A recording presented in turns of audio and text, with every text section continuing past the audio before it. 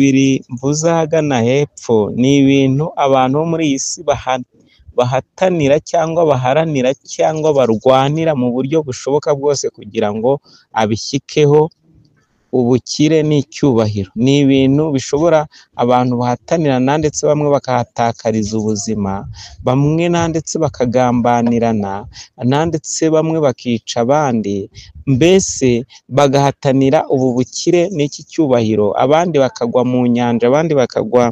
Nibyo abantu bose baharanira cyangwa bahatanira. Ariko iki cya gatatu abantu benshi bo cyo bagishyira ku ruhande, nta nubwo bakunda kukibona. Bamwe benshi mu bantu benshi ntago bakibona, nta nubwo baba banagishaka, kandi aricyo cyakagombye kujya imbere. Abantu bakunda ibiboneka cyangwa ibigaragarira amaso y'abantu, ariko ibitaboneka byo nta kintu biba bibabwiye, aricyo cyitwa ubugingo.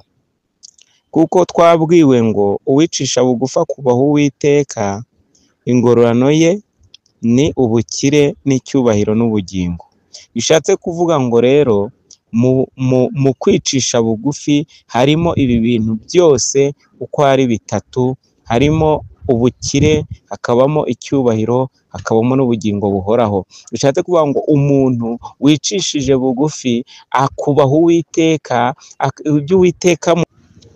Ndabashuhuje mu izina ry'Umwami wacu Yesu Kristo, nimugire amahoro y'Imana nabane namwe aho muri hose, ngira nti shalom shalom shalom. Aho muherereye hose bakunzi b'umusaraba, ndagira nti amahoro y'Imana nabe kuri mwe, kandi imigisha y'Imana nibasabaneho, nibasage kandi be kuri mwe. Agakiza k'Umwami wacu Yesu Kristo kabe mu mitima yanyu, kugira ngo ubugingo bwanyu burindwe, bwe kubaho umugayo, kuko ijambo ry'Imana rivuga ngo ubugingo n'imibiri birarindwe bye kubaho umugayo. Namwe aho muri hose ibyo bibabeho, kandi muhabwe umugisha n'Imana. Muri aka kanya tugiye kuganira ijambo ry'Imana ritubwira cyangwa rifite umutwe ugira uti kwicisha bugufi. Ariko mbere yo kugira ngo dusome ijambo ry'Imana, reka tubanze dusenge Imana.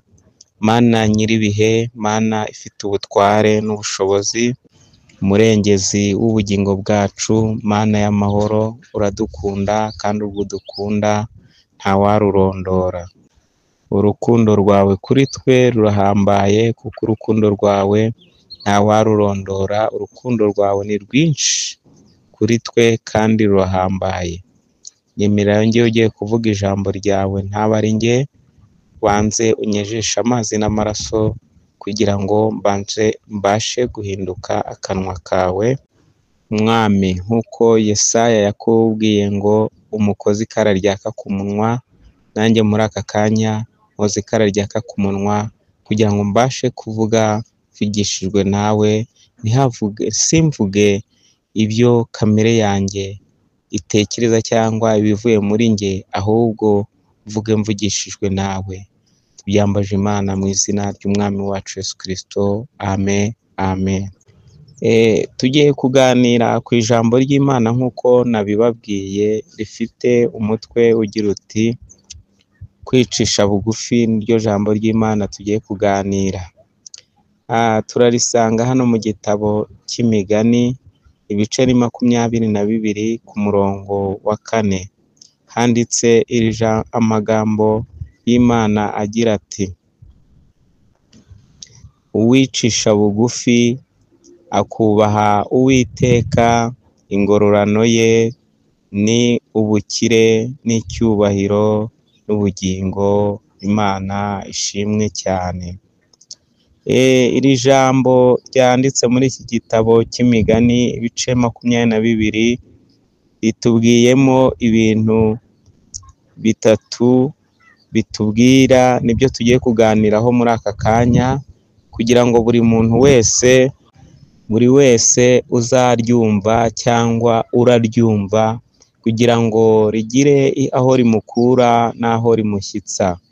Kandi iri jambo ry'Imana, kuko ijambo ry'Imana ari ryo bugingo, kandi ijambo ry'Imana rikaba ribeshaho, kandi ijambo ry'Imana rikaba rikuraho rigashyiraho. Niyo mpamvu ijambo ritubwira ngo mbere na mbere hariho jambo. Ijambo rero, ijambo ry'Imana rirarema kandi ribeshaho, ariko muri aka kanya bwo tugiye kuganira kuri iri jambo, tugiye kuganira ku ijambo guca bugufi, kongere tuganire inyungu zo guca bugufi. Imana itugire neza. Tugiye kuganira ku ijambo ryo guca bugufi, noneho tuvuge no ku nyungu zo guca bugufi, icyo Kristo cyangwa Imana yabivuzeho ku muntu wicishije bugufi.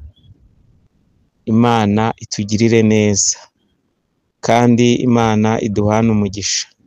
Unyemerere ufungure amaso y'umutima wawe, ufungure amatwi y'umwuka kugira ngo ubashe kumva neza iri jambo, icyo Imana ikubwira cyangwa icyo Imana ituganiriza cyangwa itubwira kuri iri jambo tugiye kuganira.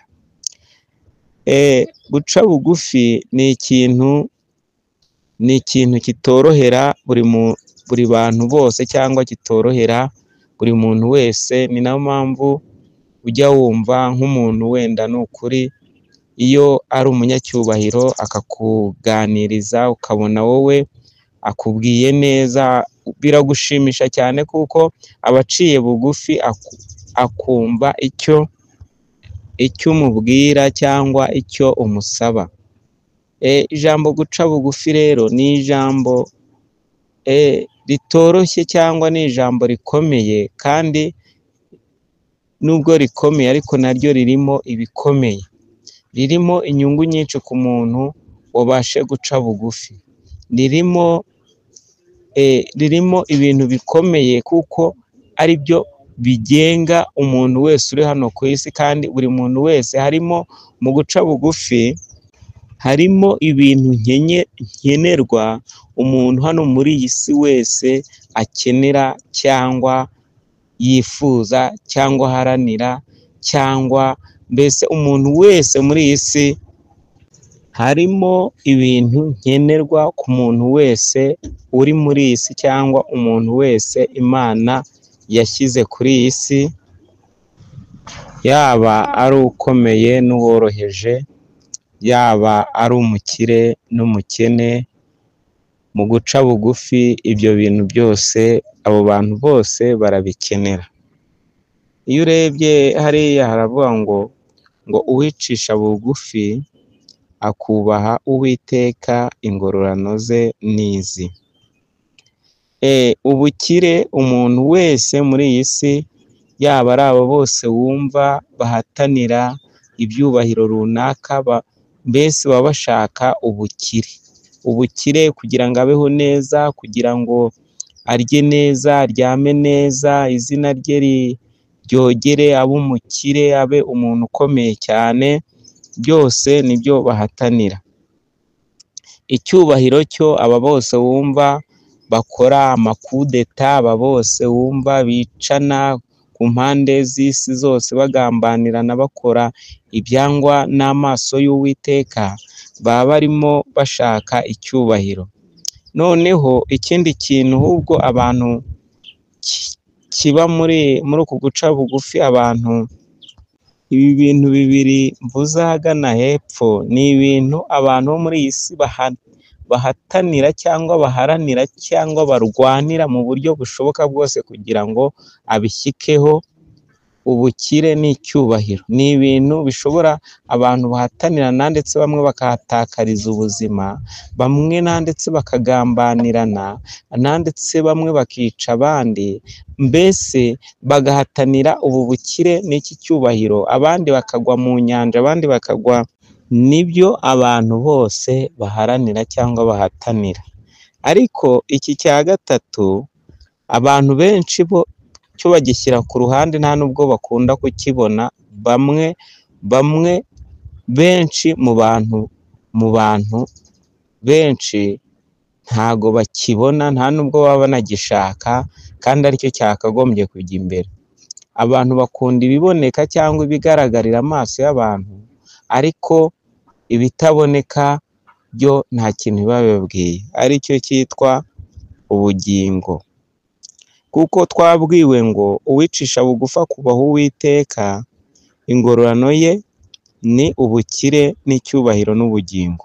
Bishatse kuvuga ngo rero mu kwicisha bugufi harimo ibi bintu byose uko ari bitatu, harimo ubukire, hakabamo icyubahiro, hakabamo n'ubugingo buhoraho. Bishatse kuvuga ngo umuntu wicishije bugufi akubaha Uwiteka, ibyo Uwiteka amubwiye akabikora, akirinda icyaha n'igisa nacyo, agakora ibyo gukiranuka, ingororano ye ni ubukire, icyubahiro n'ubugingo buhoraho. Izina ry'Imana rihabwa icyubahiro. Ibi bintu rero muntu unyumva cyangwa unteze amatwi, kandi wibuke rya jambo Uwiteka yivugiye cyangwa Yesu yavuze ngo uwicisha bugufi Imana imushyira hejuru, ariko uwishyira hejuru Imana imucisha bugufi. Kandi ijambo rikatubwira ngo uwishyira hejuru acishwa bugufi, kandi ngo nayo mpamvu Rusoferi nawe yishyize hejuru agacishwa bugufi, akamanurwa muri iyi si.